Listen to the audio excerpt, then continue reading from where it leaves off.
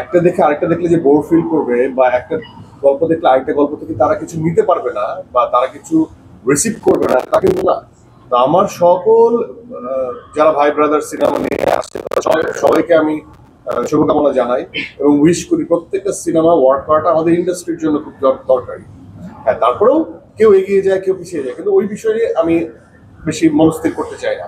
আমি স্থির করতে চাই যে এই যে আমি একটা ভ্যাকেন্সি দেখেছি, আমি ইন্ডাস্ট্রির মানুষ হিসেবে 2023-তে যখন সুড়ঙ্গ রিলিজ হয়, প্রিয়তমা রিলিজ হয় এবং আরো অনেকগুলো প্রহেলিকা রিলিজ হয়, সেখানে যে আমেজ ছিল, দেন তুফানের সময় একটা আমেজ ছিল, এবং তারপর কোথায় যেন আমরা হারিয়ে গেলাম।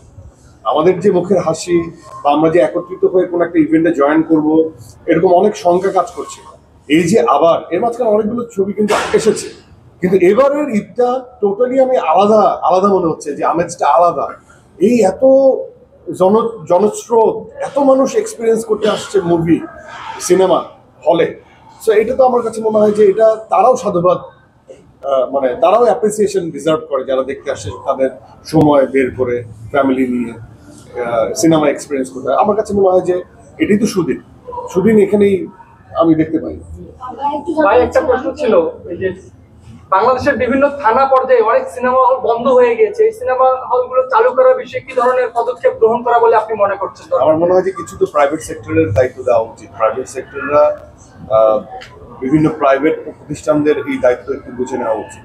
হ্যাঁ, অবভিয়াসলি পরিবেশ, আমরা যখনই কালার গ্রেডিং নিয়ে কথা বলি, টপ নচ কোয়ালিটি নিয়ে কথা বলি, সেই কালার বা সেই গ্রেডিং কিন্তু খুবই স্ক্রিনিং এর জায়গায় যদি দুর্বল থাকে তাহলে সেটা আসলে দেখে মজা নেই। কারণ নাইট সিকোয়েন্স তখন ভিজিবিলিটি হারাবে, বা অন্যান্য সিকোয়েন্সগুলো মনে হবে অনেক বেশি ব্রাইটার।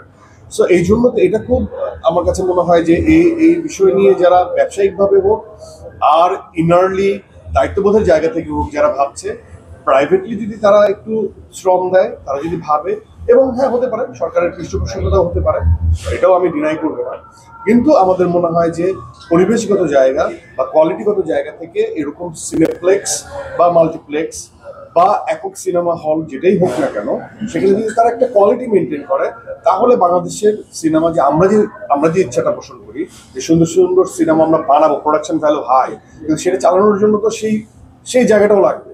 তো আমার কাছে মনে হয় যে এটা তো আসলে অবশ্যই খুব দরকারি একটা পদক্ষেপ। এবং আমার মনে হয় যে আমার যারা যারা আছেন, যারা ইন্ডাস্ট্রির মাথা বা যারা অনেক সিনিয়র, যারা এসব নিয়েই যাদের কারবার, আমি তো একজন পারফর্মার, আমি পারফরমেন্স নিয়ে আছি, আমার মনে হয় তাদের এটা রিথিঙ্ক করা উচিত, বারবার থিঙ্ক করা উচিত। এবং আমার মনে হয় যে শাকিলরাও এটা নিয়ে কনসার্ন এবং তারা অলরেডি এটা নিয়ে অনেক দূর এগিয়ে গেছে আমার মনে হয়। ভাই একটু জানতে চাচ্ছি যে দাগি সিনেমায় আপনার নিশান চরিত্রে আপনার অভিনয়ে বেশি প্রশংসা করছে দর্শক, অনেকেই বলছেন যে এই চরিত্রের জন্য আপনার জাতীয় চলচ্চিত্র পুরস্কার পাওয়া উচিত, এই বিষয়ে আপনি কি? এটা একটা সম্মান দেখানো, এটা তাদের কথা। জাতীয় চলচ্চিত্র পুরস্কার তো অনেক সম্মানের। তো আমি আমার পারপাসটুকু ডান করার চেষ্টা করেছি অ্যালং উইথ মাই কো-আর্টিস্ট যারা ছিল, তাদেরকে হাত ধরে, একজন পরিচালকের হাত ধরে, একজন অর্থদাতা সে যে যতটুকু আমাদেরকে বাজেট দিয়েছে, হ্যাঁ, আমাদের টিম এফোর্ট 100% ছিল, মোর দেন 100% ছিল কিছু কিছু জায়গায়। আমরা সবাই টেকনিক্যাল টিম থেকে শুরু করে সবাই এক সূত্রে এক বাক্যে এসে এক সুতো দিয়ে একদম আমাদের জার্নিটা খুব প্রিসাইজলি করার চেষ্টা করেছি। এখানে সবার ইমোশন জড়িত।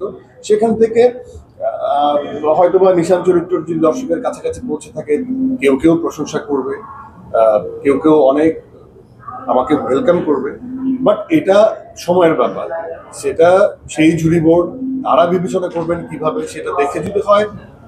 আমি তো অ্যাওয়ার্ডের ক্ষেত্রে তো আমি বরাবরই বাচ্চা, আমি তখন বাচ্চা হয়ে যাই।